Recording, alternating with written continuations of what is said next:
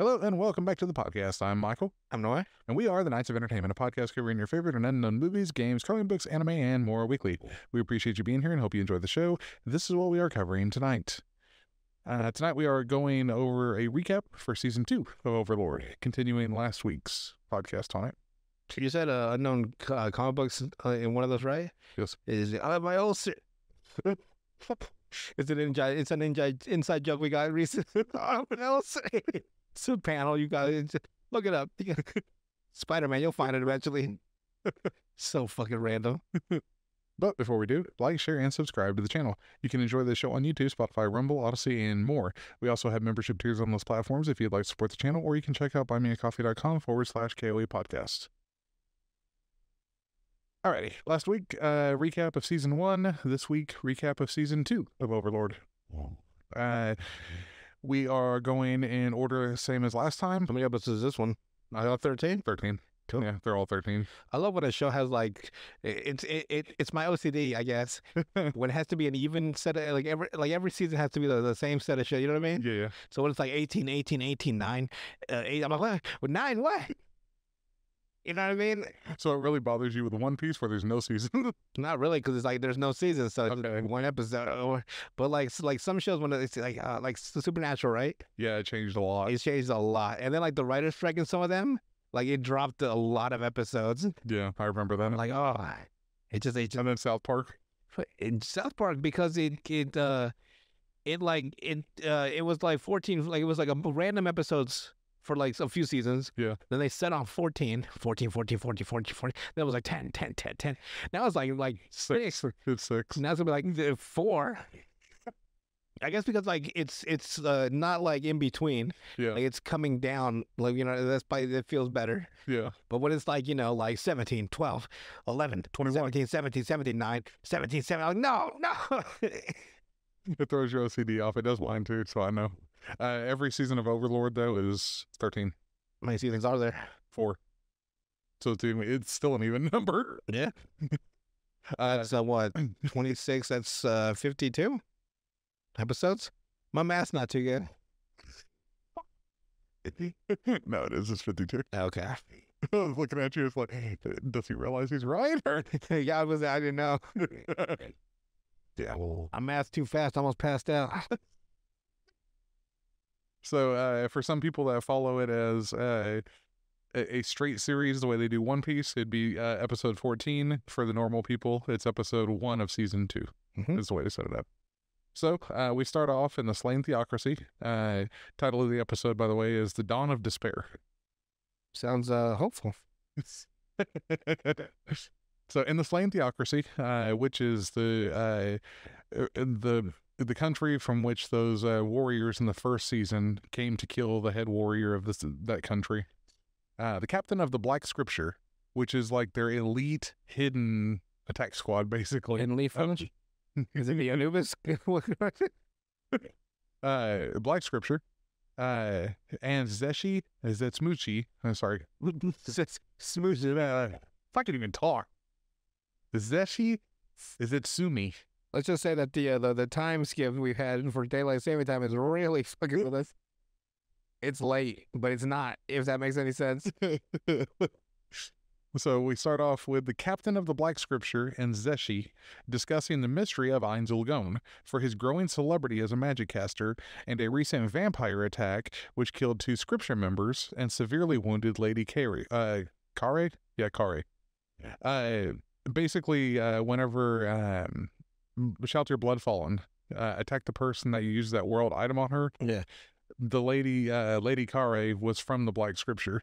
So she's already attacked one of the Black Scripture members and basically mortally wounded her. Wow. So that's what they're talking about, is they see there's this new magic caster named Ainz Gon, and then there's this vampire that they never knew the name of or anything like that. But it's literally part of the same guild. Okay. So it's Ainz Gon subordinate. But they think of them as 2 separate entities, basically. A little like detective situation. Like, we got to figure out what's going on. Yeah. So Zeshi, which is a godkin in this, so we'll find out later on that there were other people that were sucked into this world that exists now. So there is other people? At one point there was. Oh, before? Right. So is there ever other people, or is it just that one guy? Just him, as far as we know. So then I'm guessing he just fell into a coma. That's the only that makes sense. If it's just him, but you know what I mean? But it's just perfectly set up for him. Well, there's a bunch of theories on why the other, like the NPCs were drug along with him. One of them is that the throne that's in the Nazarick, the guild hall that they have, it's there's a world item that is a throne, and it apparently has control over the entire Nazarick. So they think that whenever he was pulled in to this new world while sitting on that throne, it brought everything else along with the guild hall with him, because it was a world item. So that stuff in there. What about the stuff on the outside world? It's all new. New to him? It's all new to him. That's a good theory. That's a logical theory. Yeah, but they haven't. Even in the light novels, they haven't verified it or disproven it yet. Yeah. So we have Zeshi. She expresses intrigue in Ainz as she sees a man capable of defeating her, so as to sire for her a more powerful child. So that does sound like Genghis Khan's daughter. Yeah. She, if the first man I can beat her will marry me, and she died of virgin, because she just used to whip some ass. Yeah, because she basically wants to bone him. Yeah. And he has bones, so there is no bone. So rip one off and go to town. Meanwhile, in another location, the former adventurer Rigrit of the original 13 Heroes and the Platinum Dragon Lord discuss the possibility that a dark and powerful player from Yggdrasil may have arrived in this new world. So they assume even that is what gives credence to say that there was people that came from this game before. Mm-hmm. Is that they know what Yggdrasil is, which was this game, but they think it was a different world. And these people were sucked into theirs. So they don't consider it a game per se because their mental state doesn't know what a game is. Exactly. But they assume it's from a different dimension, these people? Yes. They think they're gods that have come to this Yeah. world, basically. Or at least super strong creations.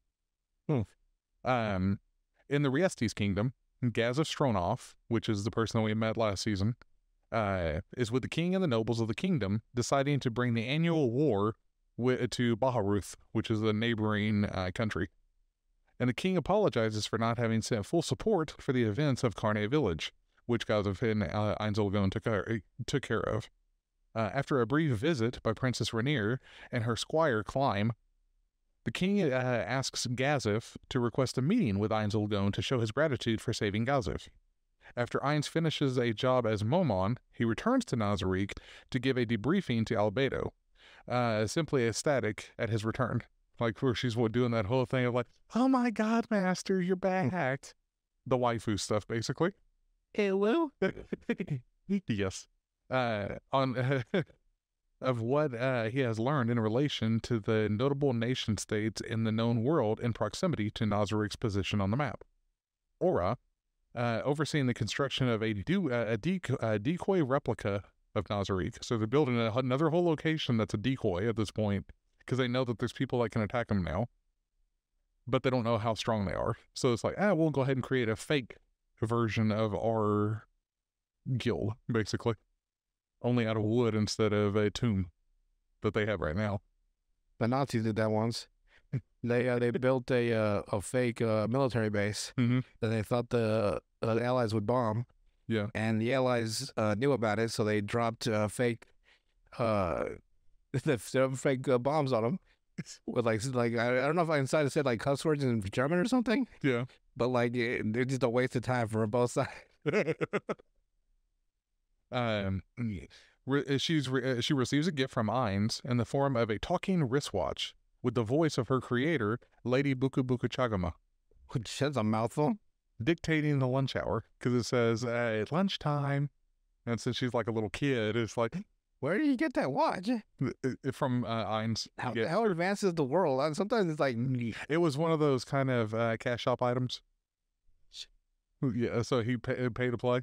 One of those things. So he'd get to play items? Yeah. That motherfucker. Pretty much, to where it can basically set times. It's literally like just an alarm watch for the game. Cool. But he has her voice programmed in it, because it was hers at one point, but she gave it to him before the game was supposed to end, basically. Meanwhile, Shaltir, guilt-ridden by her mind control attack of Ainz, drinks herself into stupor while Eclair, which is a penguin, Sebas' assistant butler, fails to try to cheer her up.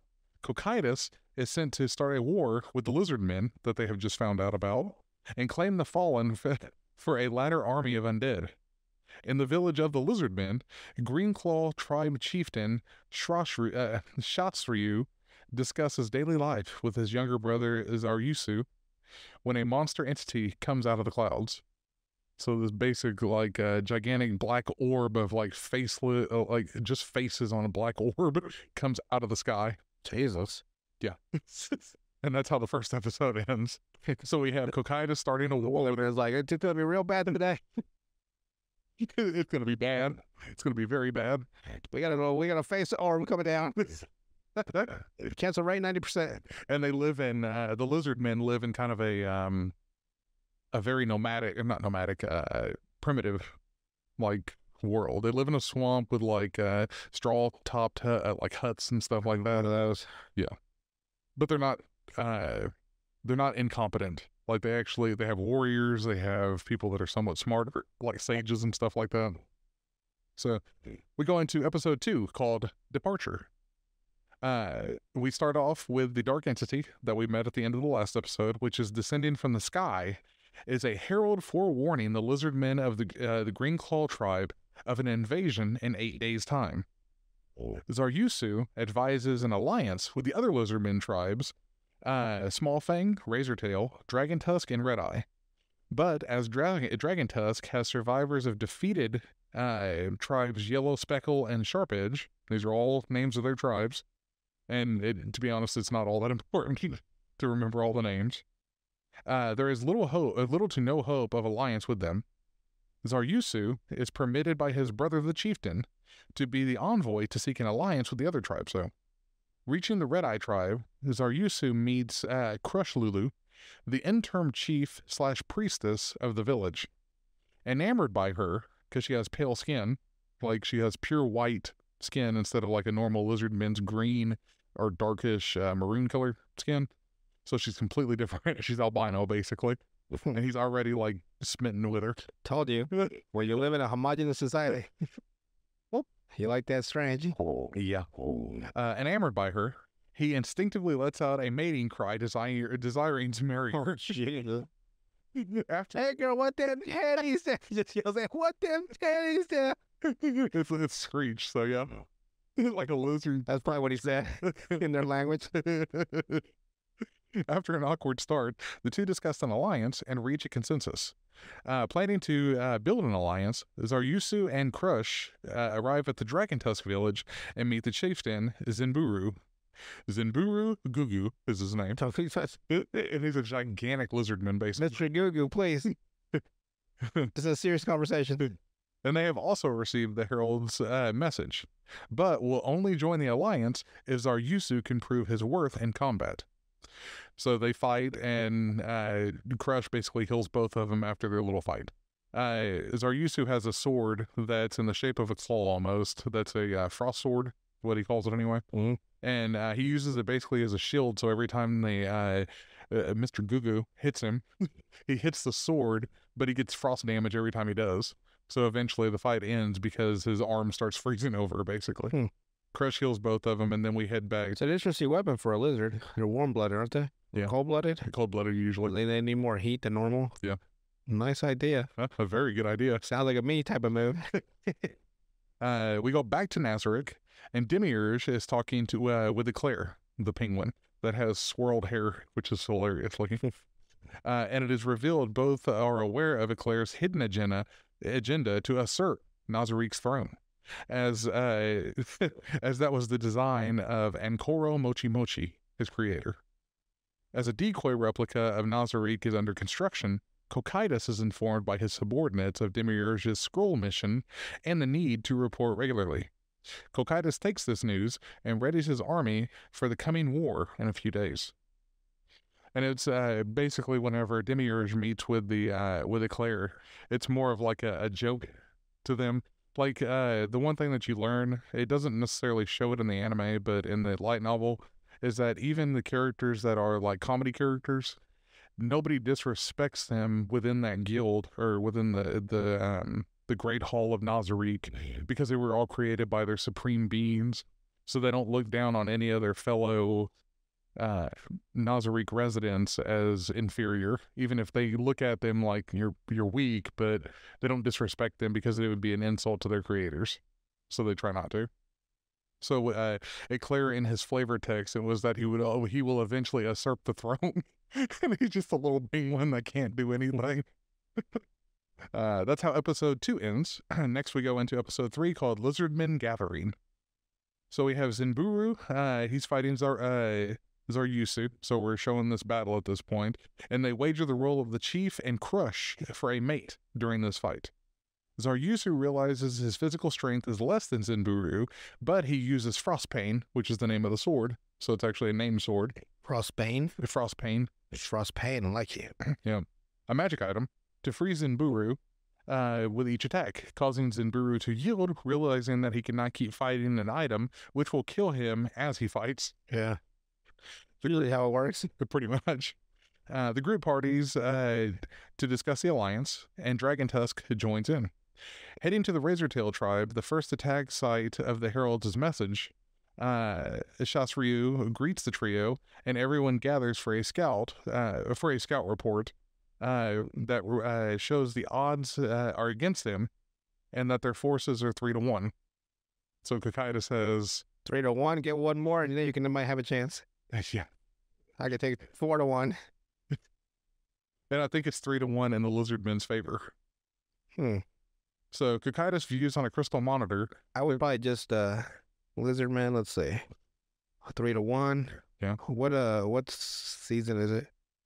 It would probably be summerish, spring. Summer, spring. Because they're out of the battlefield. Swampland. We can't do that. So I probably have to burn it down to get them to come out. After that, I'd probably make them attack me. I'd retreat back to my walled fort if I have a way to get supplies. I wait till winter. They don't like the cold, so checkmate on that one. So he's viewing them basically on a screen, a magic crystal screen. A tablet? Yeah. He puts out a tablet? Kind of, yeah. But just more magic. Yeah. The Lizardmen put up a moderate resistance until the 5 chiefs used their magic caster abilities to quickly summon swamp elementals. Intima informs Lord Ainz, who views the situation with the battle as unexpected. So he didn't expect him to even put up a fight at all. Kokaitis messages Demiurge for insight, because he's like, I can't win. What do I do? The latter... Get good. Demiurge, informing him to think for himself as to how to ration and deploy troops against the Lizardmen, as it may be the undisclosed wish of Lord Ainz for Kokaitis to learn something. So basically, he's saying that Demiurge tells him that it might not be Ainz's goal for Kokaitis to win it, but to think for himself about battle plans, which is something that these NPCs haven't really ever had to do. Also, it's a waste of manpower and resources just to teach him a lesson. Yeah, but they're all just summoned basic skeletons, so it's nothing super crazy that they're using. Nothing that would deplete their forces at all? Not at all. Like, at all. It's stuff that Einzelgun could probably raise within, 5 minutes. But everybody, looks at it in awe. Kokaitis orders an Elder Lich, caster commander, into the fight, tearing down resistance with relative ease. Seeing their chance to enter the fight, Zaryusu sacrifices his steed, the Hydra snake Rororo. Rororo. R-O-R-O-R-O. Oh, wow. Rororo. I didn't make up that name. So it's real hard to pronounce, too. Rororo. Rororo. To get in close to the Lich, to fight alongside Crush and Zenburu, who are later rendered incapacitated, leaving Zaryusu to muster what strength he has left to trap himself and the Elder Lich in a massive ice cage, which he uses with that Frostpain. So that's a good weapon there. Yeah. After much pain and many attacks, Zaryusu is victorious but surprised, attacking the Lich in a fog and driving his Frostpain sword into the former's brain. So he stabs him straight through the eye, into the head. With the lizardmen victorious in battle, Cocytus must answer to Ainz. Everybody's like screeching their eyes out. Yeah. And that's how that episode ends. So it ends with Cocytus meeting in front of Ainz, basically, to report what had happened. Episode 4, Army of Death. Probably like this. They shrug my shoulder. Hey, shit happens. So we start off, the lizardmen celebrate their victory. Zaryusu and Crush are alone in a tent blushing when Zenburu barges in wondering if they're having fun. Much to their shock. Back in Nazarick, Ainz introduces 8th floor guardian Victim to the others. And he's the character that we've covered before in the Floor Guardians that looks like a fetus with wings. Oh, yeah. The creepy. Yeah, the creepy one. Yeah. To prepare for unforeseen encounters. Demiurge was successful in making higher quality scrolls using what he considers sheep beastmen or bipedal sheep. Which turned to be... Yeah. Yeah, you remember that? I remember that. Yeah. those combination of words, I was like, that sounds familiar. Yeah. Ainz promises to fulfill Shaltir's need for punishment later on, because she's saying she wants punishment, basically, for fucking up and getting mind control. Whatever you want, baby. Lastly, as Cocytus was defeated, Ainz explains he gave Cocytus a weak army so he would learn to adapt and reapply resources as a leader.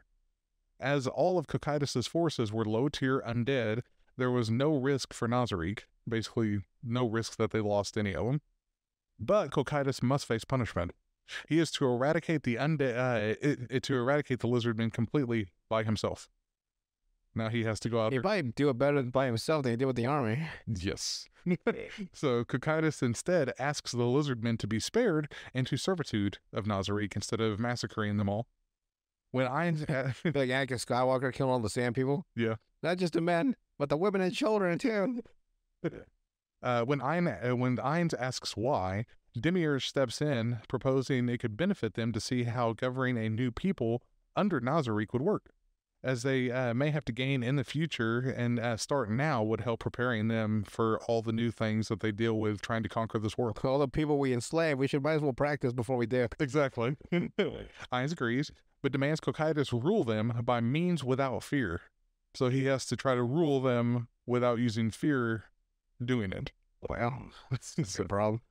Ainz only wanted to hear Cocytus's free opinion, demanding his guardians think over their orders so as to bring greater benefit to Nazarick. After departing, Demiurge states to the guardians that Ainz intended for all of this, wishing they learned to be more independent in their goal for conquest, and Cocytus's mission was also a probe of the lizardmen. So basically, Demiurge is giving Ainz Olgon more benefit of the doubt than he needed, because Ainz didn't want for everything to go this way. But Demiurge, thinking that he's an intelligent being, fills in the gaps basically for him and gives his whole speech about it. In his bedroom, Ainz is happy his guardians are learning to evolve, and also notices a familiar floral scent, because Albedo's been laying in his bed when he's been gone with a body pillow. He can smell with his skeleton man face? Yeah. Remember, that's one of the ways that he found out that he was actually in a different world, since there was a sense of smell. The next day, the Guardians and Ainz himself return to the battlefield in a grand show of force, freezing the lake, and then one of the Floor Guardians, Gargantua, twice the height of the forest, which I showed you in that picture before a long time ago, where he stands up way past the height of the tops of the trees. Yeah. Throws a massive stone in the center of the lake, and the undead perform a royal procession for Ainz to sit atop the stone and speak before the lizardmen. Ladies and gentlemen, can you hear me? When the Shasa brothers act as representatives, Demiurge uses controller magic to have them bow properly before Ainz's decree. Cocytus will arrive in 4 hours' time to fight them on his own. If they win, they're forever free of Nazarick. And if they lose, which we all know is going to happen, the 5 tribe leaders discuss sending only themselves, with Crush staying behind and leading. As she argues against this, the tribe leaders leave Zaryusu to talk with her. They both accept that they will be dead, and Crush demands Zaryusu impregnate her to preserve their love. Gross. Which finds us in the fake Nazari. And they're like, let's check in on the lizard men. Where's the albino one? And where's the other guy? And they zoom in. They look, they're in their... Or just fucking away, huh? And he closes it out real fast. He's like, the two twins didn't need to see that. Aura and Mara. Probably freaks too. Well, Especially the thigh high one. you play super shy and then a freak. Yeah. Women do that a lot where they play all dainty and innocent. And this is a boy, so wearing thigh high. I stand by my statement. And that's how episode 4 ends. Then we go into episode 5. The Freezing God is the title. So the Lizardmen champions, the Shasha brothers, Zenburu, with Kyukuzuzu, Sukyu Dang, bro, that guy needs to come up with some names. Just give him some names. Don't just put letters together. To be fair, you really don't ever see Kyukuzuzu or Sukyu Juju ever. Jesus Christ. You don't really have to learn their names too much. They prepare for battle, though, with Cocytus. During this preparation, Ainz and his guardians enter a temporary base of operations while Victim guards the first floor as they are out. Upon seeing a makeshift throne for himself by his guardians, made out of a bunch of skulls and stuff like that, he's like, some of those are human people. Oh, God. He opts to use Shaltir as his chair as her due punishment. So he sits on her back when she sits on all fours. Somebody paid us to do that. Well, she starts getting horny, but I bet she does. I bet he does too. and so when he really just finds it uneasy sitting on a chair made of bones, this enrages Albedo because since she's in love with him, but hyper-stimulates Shaltir's pleasure. Right. So she's a freak. It was a freak, apparently. Yeah. While observing the lizardmen, the mirror of remote viewing stumbles upon Zaryushu and Crush having sex. Again? Well, this is the... Oh, still the same one? Yeah. Which starts the conversation. Ainz forces to be quiet. Whatever, they're like, what are they doing? Oh, they're just... Because we got Demir just like, they seem to be breeding. Like, pushes up his glass. Hey, fucking sorry. The Lizardmen champions stand ready, and Cocytus arrives to do battle equipped with his floor guardian gear at this point.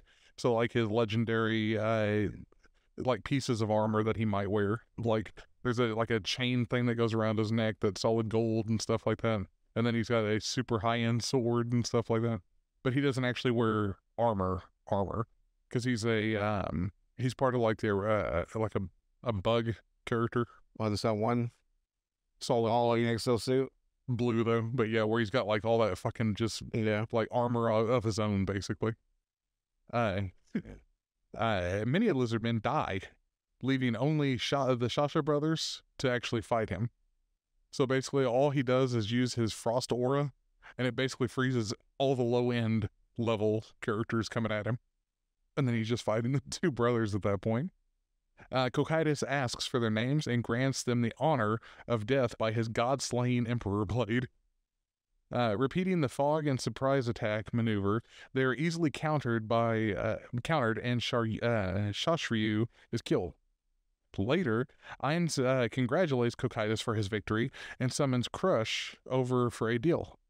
Report and monitor her people for any signs of rebellion, and Ainz will revive Zaryushu. So basically, Cocytus killed them all, but he brings in the albino priest girl to tell her this, like, okay, you spy on your own people, tell me if there's ever a rebellion, and I'll revive them. So, revive them normally, or they go undead? No, completely, really revive them. Okay. Completely. So, Crush agrees, and Ainz resurrects Zaryusu, suffering confusion and level loss from the Yggdrasil resurrection function. Level loss, damn. Among the villagers, who now worship him as a god. He resurrects that lizardman, though, in front of everybody. So they can all see, basically, his power of resurrection. After pledging their fidelity, Zaryusu asks for his brother and Zenburu be returned as well. and Ainz takes it into consideration having the lizardmen keep their bodies safeguarded. Tired, Zardyusu and Crush go get rest, where like they basically hold on to each other to walk into the building, because Zardyusu can't really stand up at this point since he was just resurrected. Hold me up, please. And you do find out later that he does resurrect the other ones as well. Yeah. So they actually do have them back. Episode 6. Those who pick, those who are picked up, is the name of it. Huh. So we go, while still in the Riestes capital, Sebas, the butler, goes to the Magician's Guild to purchase a spell scroll, and on his way back to the mansion that they're in, stumbles upon a brutalized young woman who, after remembering the words of his creator, player Touchamy, the warrior, takes her back to safety.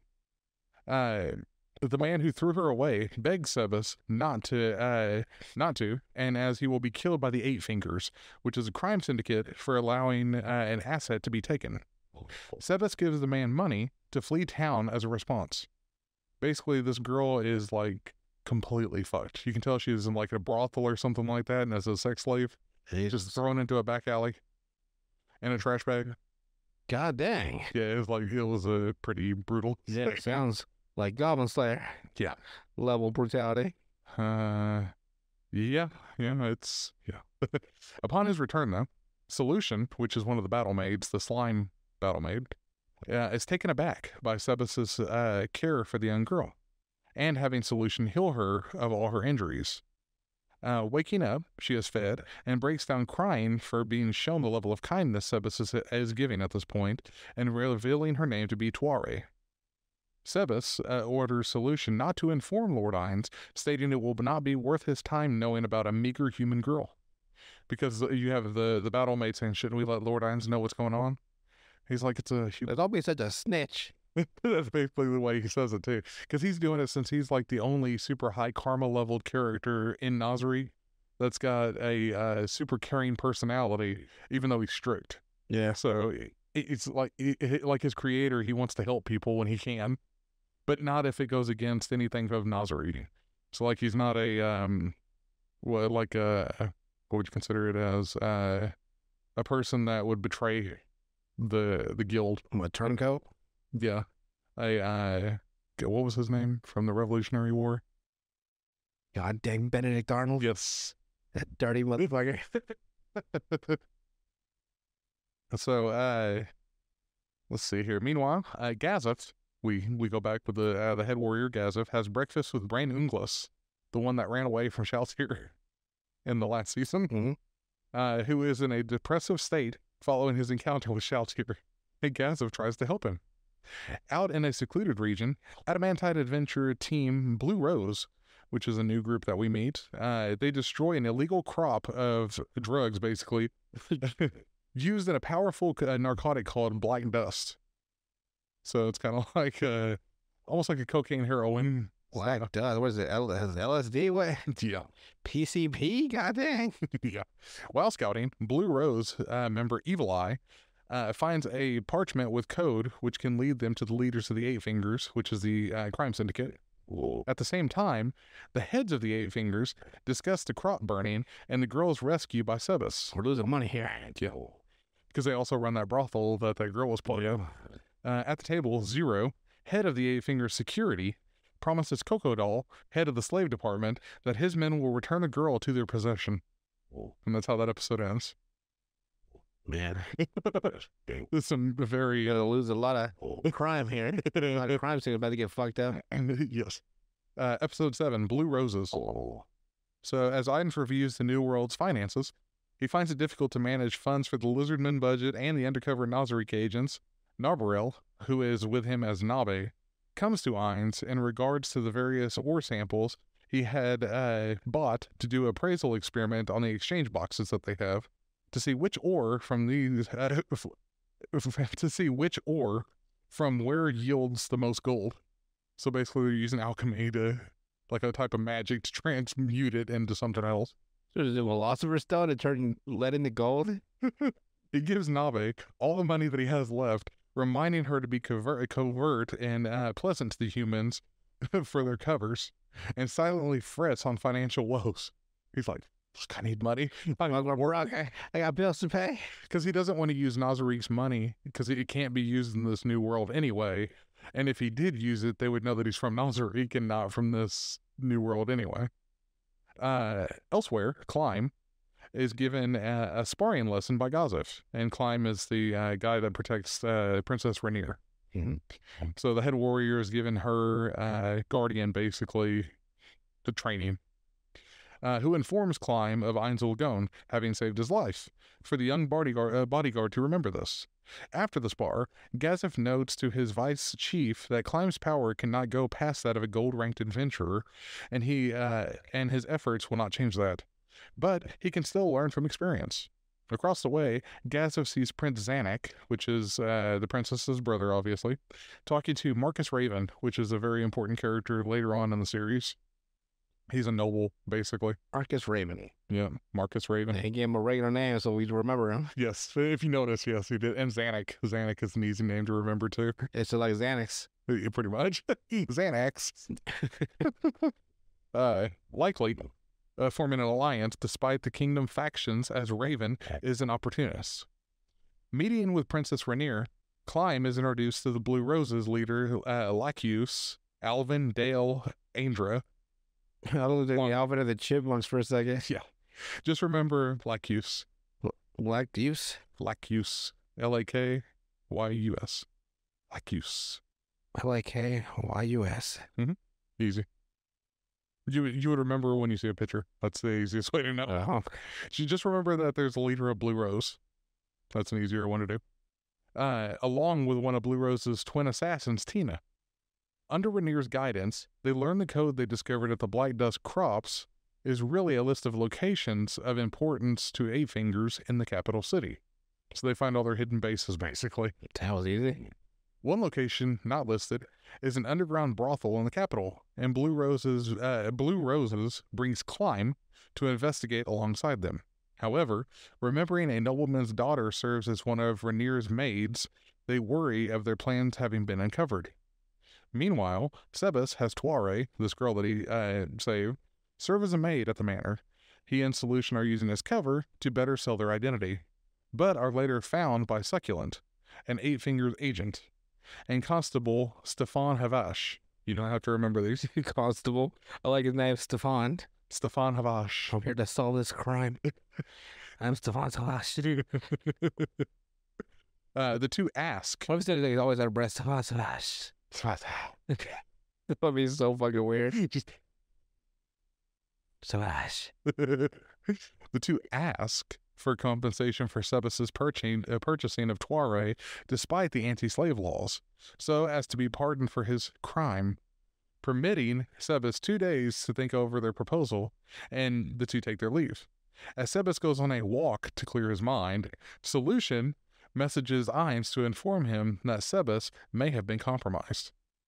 So she goes behind his back anyway and tells Ainz. And damn. Yeah. You fucking snitch.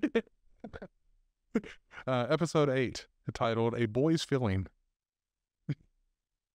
So we have Climb, the bodyguard. He's heading to an inn where Gargaran and Evil Eye, which are members of Blue Roses. Gargaran is a gigantic butch lady. That's a warrior. And Evil Eye is their short little magician girl that they have that wears a mask over her. After having lunch, and informs them then that their leader wants them to be ready to mobilize. As the conversation goes on, Evil Eye informs the both of them of the new Adamantite team Darkness, which is Ainz and Nabarel, the two-team group anyway, which is made up of the adventurers Momon and Nabe, with the wise king of the forest as their pet. Wait, that one, what was it? A hamster. Oh, yeah. With a snake tail. You know, or not, it doesn't have a sentience or anything, but it's like a long green tail. Leaving Gargaran astounded by their reported feats. Climb wishes to be capable of such strength, but the duo advise him to go at his own pace and not lose his humanity in the pursuit of power. Meanwhile, Brain Unglas, which is with Gazef, runs errands for Gazef and goes past the crowd, watching a group of drunk men assault a boy for simply bumping into them. So a bunch of assholes, basically. I'm sorry, sir. They just beat the hell out of him. Was kicking the shit out of him and everything. Climb also goes by the crowd and moves to stop the matter.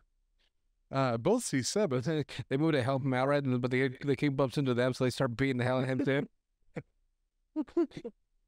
You ever seen Not Another Teen Movie? Where like Chris Evans' character tries to get the girl that he likes character? Yeah. And her brother's getting bullied. Yeah. But like he actually punches Chris Evans, so Chris beats the hell out of him. Yeah. Both, though, see Sebas move with skill and speed to resolve the matter in one punch. Because so you see him weave in and out of the crowd like with quickness that nobody has ever really paid attention to. Because you don't see him because he's like an after image. Girl. They separately follow the butler into the alleyway, where Climb enthusiastically asks Sebas for a quick lesson in strength after witnessing him recently. Sebas sees Climb as trustworthy and gives him a lesson: how to overcome fear of death. By flooding Climb's sense with the killing intent, Climb dodges at the last possible instant by overcoming his fear by thinking of Rainier, the princess. Brain, having witnessed this around the corner, is moved by Climb's ability to overcome intense fear and asks also how to learn this from Sebas. So he's training these two people apparently easily now. And it's like all it was, like Sebas didn't even really do anything, just let out his murderous intent since he's a level 100 butler. And all these people are like level like 20, 30. Like nowhere even near him. However, the trio are beset by 5 assassins sent by Succulent. Assassins? Of which Sebas downs 3 in an instant. Leaves 2. Yeah. For the last 2 to be handled by Brain and Climb. Because it's funny, because in the anime, there's 3 assassins. They all throw daggers at Sebas. He catches them just between his fingers. And then just holds them up. He's like, really? This? And they're poisoned too. So it's like he doesn't even really try. With their attackers down, Sebas uses a skill to easily interrogate one of them and where to find Succulent and the 80 Fingers. When we were talking about the Battle Maids and Sebas in our last video about that, it's called Palm of the Puppeteer, where you can make him do whatever he wants to spill all the information basically and get anything that he wants from him. I want you to shove your own fist up your ass. And they would do it. No, please. The trio moved together out of grown respect for each other and moved to destroy 8 Fingers in the capital of Riestes. They head to Succulent's brothel, the same place Sebas rescued Tuare from, where she was thrown out the back. Yeah. That's how we end episode 8. Going into episode 9, we have soaring sparks of fire. So we have Sebas, Bran, and Climb arrive at the brothel and use 2 entryways, the front door to the main brothel and the side entrance to the underground storage area. Climb and Brain take the latter door, while Sebas charges straight through the front. Sebas forewarns the duo that, if needed, he will kill opposition inside if he is forced to.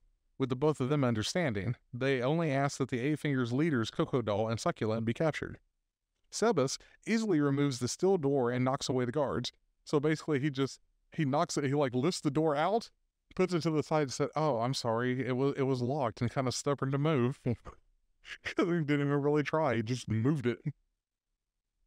Let's see here. He knocks the steel door away and the guards and comes across Constable Stefan Havash mercilessly assaulting a slave girl for his pleasure in a room. Damn it, Stefan Savage, you were one of the good guys. Yeah. Where he's punching her in the face while he fucks her. God, you were everything I wanted to be. Yeah. Sebas slaps him into a bloody state, just back and forth over and over and over while the guy's on his knees. It's like a brutal fucking episode. God dang. It is. And after the constable pleads for I named my first son after Stefan Savage. What do I name him now? And after the constable's pleas for mercy and with money, Sebas concludes he is unworthy of life and kicks him in half. Oh, Jesus. Yeah. Brain and Climb stop their opposition and locate a trap door, courtesy of items given to Climb by Gargaron. They're these bells that can do things. Like one bell, if he rings it, it disarms traps and stuff like that. Kind of cool little adventure items. Leading to the underground storage. While Brain scouts further in, having Climb stand watch. Crocodile and Succulent arrive by a hidden passage in front of the young warrior. Succulent uses his illusion magic to gravely injure Climb until Brain returns and defeats him. With his God/technique. That's what he tried to use against Shaltir, though. The God/technique. Mm-hmm. The trio are successful in apprehending 2 of the 8 fingers and return to their respective homes. Brain returns to Gaziv's home, and the 2 have dinner discussing Climb's progress and Shaltir by name. Sebas returns to the manor only for Solution to be in her Pleiades attire, her battle-maid stuff now. Instead of as a noble woman, she's dressed in her full battle-maid shit. Telling him Ainz is in the next room waiting to speak with him. And that's the whole reason she's dressed the way she is now. Climb returns to Rainier, who is pleased he is safe. After Climb retires for the night, Rainier calls in the maid she knows is spying on her to tell her all about how amazing Climb was, only for her to actually plan on killing the maid for disrespecting Climb within her earshot, revealing her obsessive love for him. So the princess loves Climb to like an obsessive, crazy level where she'll kill people. I've been there. Girl, you just gotta calm down. It's not that serious, please. Late at night, Zero gathers the remaining. I mean, hell yeah, like misery. I'm your what is it? I'm your number 1 fan. I'm your number 1 fan. I'm your number 1 fan. I'm your number 1 fan. So then we have Zero gathering the remaining members of the 6 Arms, which are basically the enforcement level of this crime syndicate. So you have the leaders called the 8 Fingers, and then you have the 6 Arms, which are their... So what is it like? One of them has 2 extra fingers, or what? Real confused is the names. The 8 Fingers, the 6 Arms. And they're going to kill Sebas, Climb, and Brain for opposing them. That's their plans anyway. We move into episode 10. Disturbance begins in the royal capital.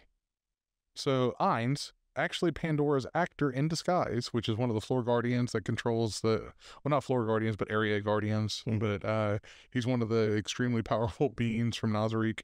And he's also the one that gave Ainz all the weapons from the treasury to fight Shaltir in the last season. He's a doppelganger, so he can change his appearance. And he can impersonate any of the original Einzelgone guild leaders, like the actual members, not the NPCs, but the actual players. So he's impersonating Ainz at this point. Investigates Sebas's possible betrayal, with Demiurge, victim, and Cocytus as witnesses. He orders Sebas to kill Tuare to confirm his loyalty. Sebas does, and having his attack blocked by Cocytus, is proven to be steadfast servant of Nazarick. So whenever Ainz says, okay, if you're truly loyal, kill her.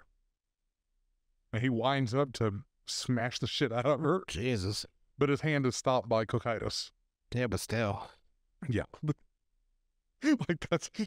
He's like, bitch, boom. Well, she stood there and closed her eyes and she said, just do it. Like, she wasn't insulted. She's like, just do it. He's like, bet. And he just fucking smashes the hell out of her. With just a big blue hand coming to stop him. Where it's got like 3 fingers on it. Because it's a gigantic insect hand. It's... after the real Ainz arrives, because he swapped places with Pandora's actor at that point, because he didn't know if Sebas really was trying to betray Nazarick, since we just had in the last season Shaltir being mind controlled. So whenever he all just trying to be sure, kind of on edge or whatever, a little bit, where he's like, I don't know if it's true, because I don't want to fucking die. I bet not.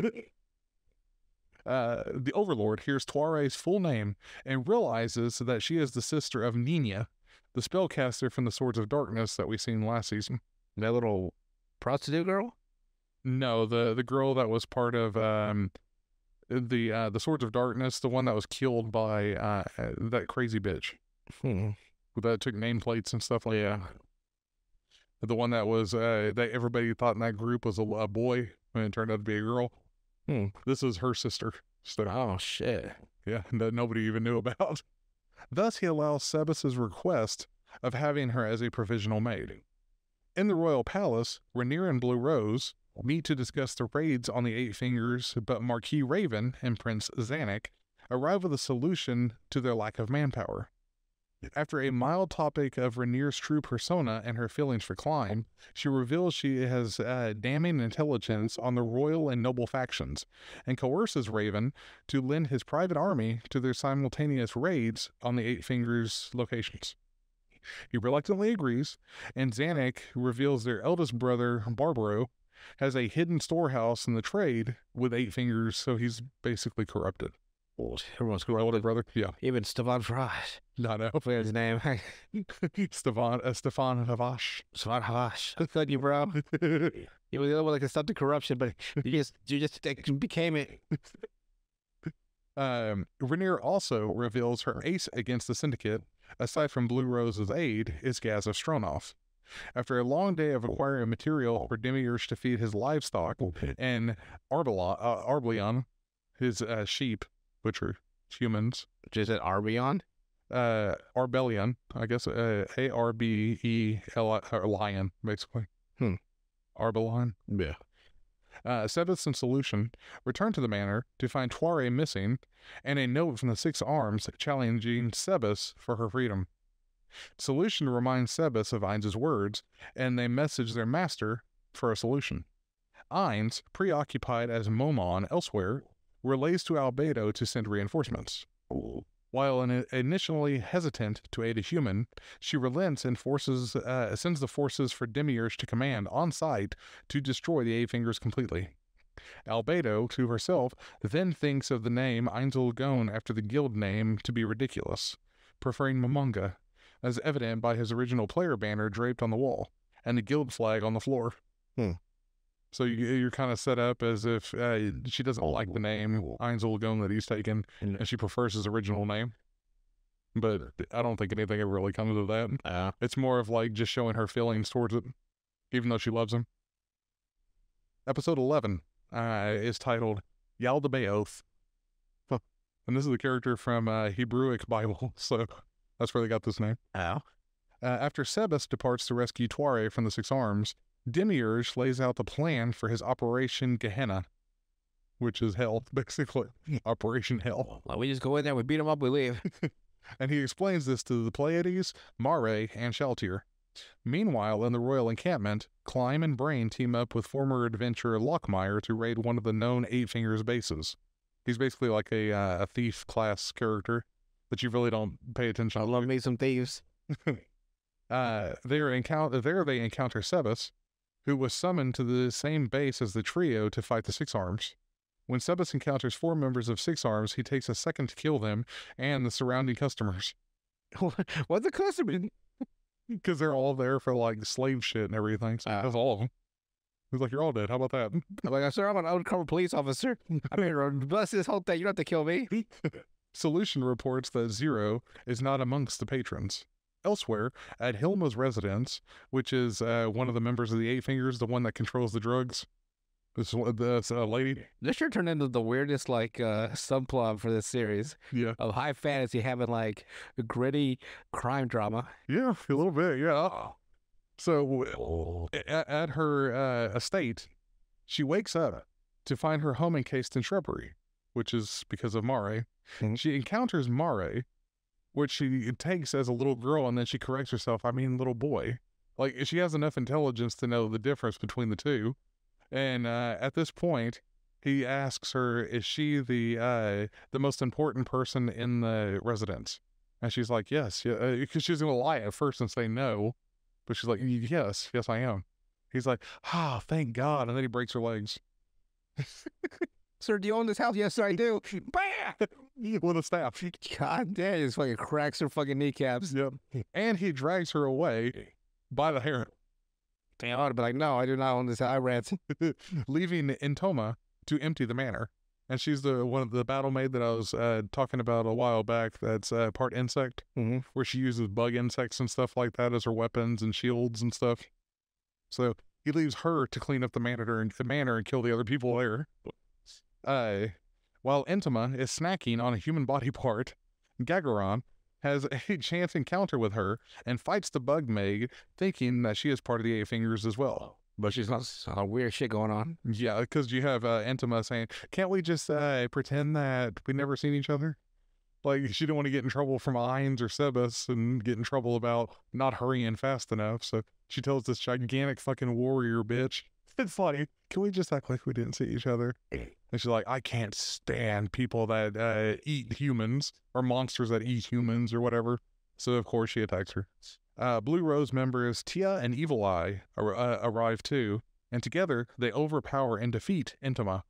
We have Evil Eye using a spell that's like a pesticide to attack her. But what if it's just a can of pesticide? It's kind of, yeah. Like, bitch, take this pepper spray to the face. He's like, oh, fuck. Yes.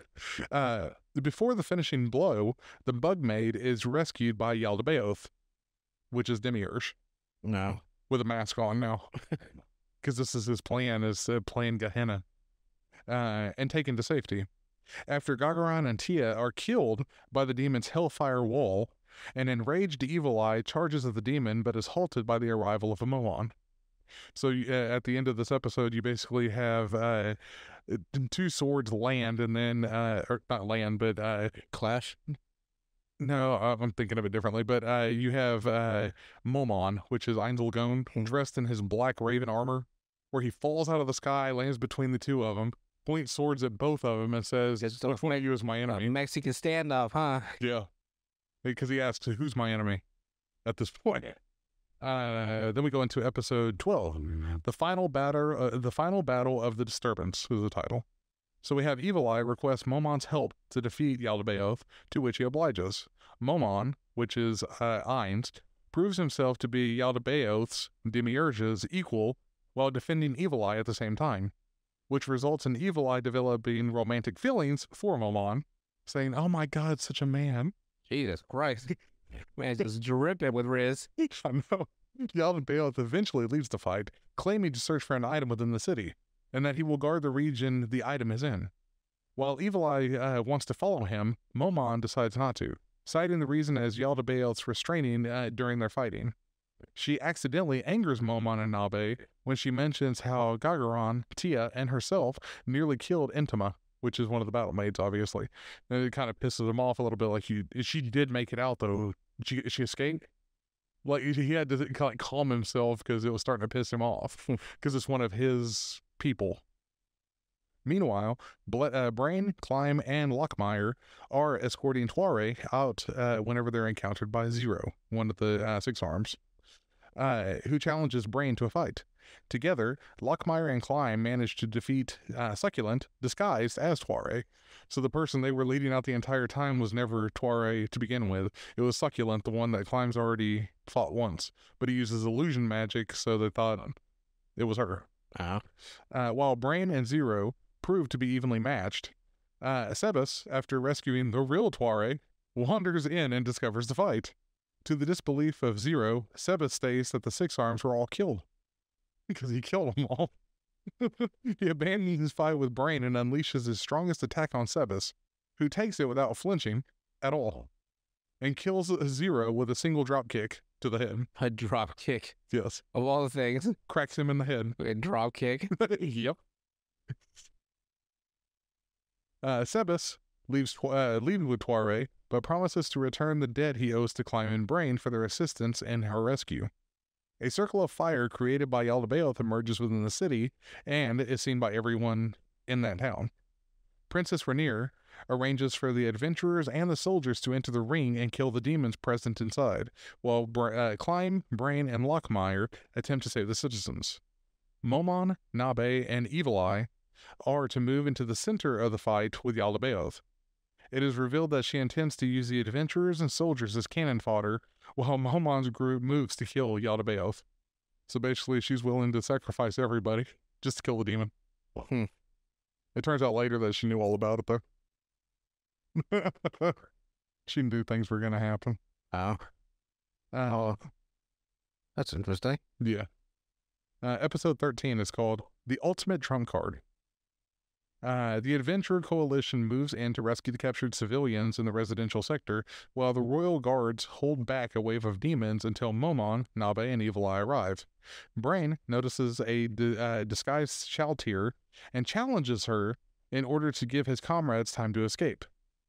Brain manages to cut Shaltir's fingernail. The entire out of everything, he cuts her fingernail in this fight. Oh.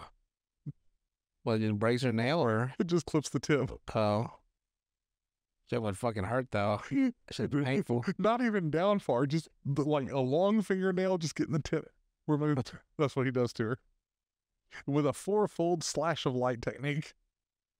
And happily retreats while she is distracted, saying, "I clipped her nail." I got that bitch. I'm out of here. Pretty much. As he runs, Shaltir notices Klein and Lockmeyer, leaving them behind after remembering the order Demiurge gave her, which is don't kill anybody. The three find a warehouse of civilians and are faced with the people pleading for them to be taken to their loved ones, confirming the princess's theory of family separation. As Momon, Nabe, and Evil Eye encounter Yaldabaoth, they see 5 masked demon maids, which are the battle maids, basically. Mm-hmm. We have Alpha, we have the Delta, we have all the battle maids, but they all wear masks right now, so that way nobody knows who they are. The exception is Intima and Nabe, because Nabe's with Momon at this point, and then Intima's been injured, so without those two. While the female adventurers handle the maids, Momon battles Yaldabaoth. Lacus fights off wave after wave of demon hordes, which is the leader of Blue Rose. She's fighting off all these waves while support mages heal wounded adventurers until Gazif arrives with the king's personal army. Elsewhere, Demiurge and Ainz pretend to fall into a building so that way they can just talk. Like, then they go walk. Because they're like fake fighting? Yes. You're right. But they're like using powerful attacks that would kill anybody else around them. But since they're both level 100, it's not hurting them at all. And so they go to this this building to actually talk, basically, in private, in an abandoned building to discuss Demiurge's full plan. Lastly, all blame is to be laid on the Yaldabaoth in order to boost Momon's fame. So they created this character of Yaldabaoth to take all the blame for the damage and the killed people and all that kind of stuff just to boost Momon's name in this world. Which is really fucking like kind of dark if you think about it. They've killed how many people and just it will raise your prestige at this point. As Evil Eye fights, a hidden Naparel calmly chats with her 3 sisters behind a wall. Because she acts like she's fighting 3 other people and she's only fighting... she leaves Evil Eye to fight Alpha, Yuri Alpha, which is hilarious. As Mare gives the earthquake signal, the maids return to their intended roles. Evil Eye rejoins with Nabe, and Yaldabaoth is thrust into the scene by Momon, basically like thrown through the ground where he slides. Yaldabaoth calls for a retreat, and the disturbance comes to an end. The adventurers and the soldiers gather and hail Momon as hero of the kingdom. Elsewhere, Aura captures the remaining 8 Fingers leaders and makes them servants of Eindulgon. So they're taking this corrupt syndicate and basically using them to Nazarik's benefit. So just another faction that they put under the thumb. Yep. Now we're the drug dealers. You go around here. You got poppy fields all over the fucking Nazarik. After some resistance, Hilma urges the Dark Elf twins to let her make them loyal out of fear of returning to Kyohuko. And so that's where they send this lady Hilma to. That Roach King, they sent her there to get eaten and restored over and over and over and over and over. To where she won't, you learn later on in later seasons that she won't even touch food really at all after that because the fear of those roaches. Which is really fucked up. Yeah, how the fuck does she eat then? She eats sparingly. Absolute, absolute pure starvation. She had no choice. Yep. Aura allows it, affirming they now control half of the country. In the Baharuth Empire, we meet Fluter Paradine, who is informing Emperor Zerkni Rune Farlord Elnix. God dang, bro. Any more? You got any more fucking titles? He's got a long fucking name. While investigating the Eindulgon, he concludes the magic caster is greater than or equal to his level of magic power, which we learn later on he's nowhere near Eindulgon's power. While wishing to meet Ainz personally, Zerkniv orders Fluter to investigate adamantite adventurer Momon as well. So he's wanting this like high-ranking mage to investigate both Ainz and Momon, even though they're the same person. So They think that they're two separate people, though. You have the Black Raven hero Momon, and then you have the great magic caster Eindel Gong. You have this guy look like L from Death Note. Like, I can figure this out. And that's how we end the entire season. Is going to the Baharuth Empire. Baharuth. Mm-hmm. So we have the kingdom, and then we have Baharuth. So you're like half a country they already took over? Basically. Jesus. But not even really trying. But like underground, so it's not well known to everybody that they've taken it over. You know, they've got the entire underground system taken over.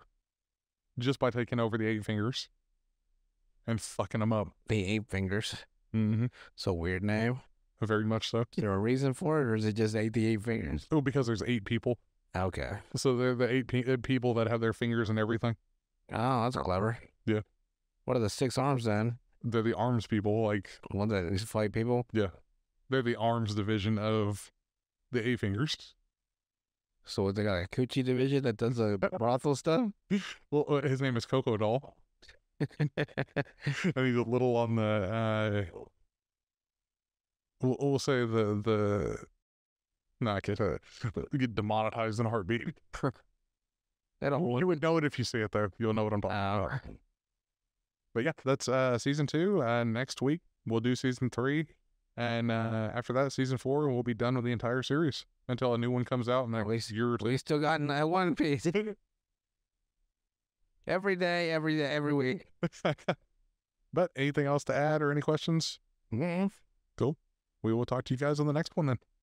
They got them sticky fingers and everything.